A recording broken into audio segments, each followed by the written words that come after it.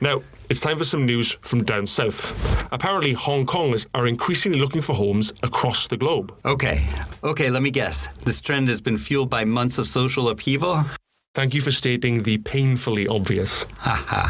So, to offer some background for those who have been living under a rock or are just unfamiliar with the topic, Hong Kong has been contending with waves of anti-government protests for the last few months. Consequently, the Asian financial hub's economy has fallen into recession, while the troubles have, of course, disrupted the daily lives of many of the city's residents. And with little signs of a resolution to the region's political stalemate in sight, it seems a growing number of Hong Kong citizens think the best option is to just relocate somewhere a bit more stable. So what countries are Hong Kongers eyeing up as their new homes? Well, according to those in the property industry, the past weeks have seen an explosion of interest in destinations all over the place. An economist at real estate agency Knight Frank told Bloomberg that, quote, there's been an increase in capital outflows from Hong Kong-based investors into other major global real estate markets, with Australia, Singapore, Japan and the US all seeing an increase in purchasing activity. Having said that, the more affluent echelons of Hong Kong are said to be focusing on properties in the West and Australia. Well, that's good news for property companies then. You're absolutely right, and I clearly got into the wrong profession.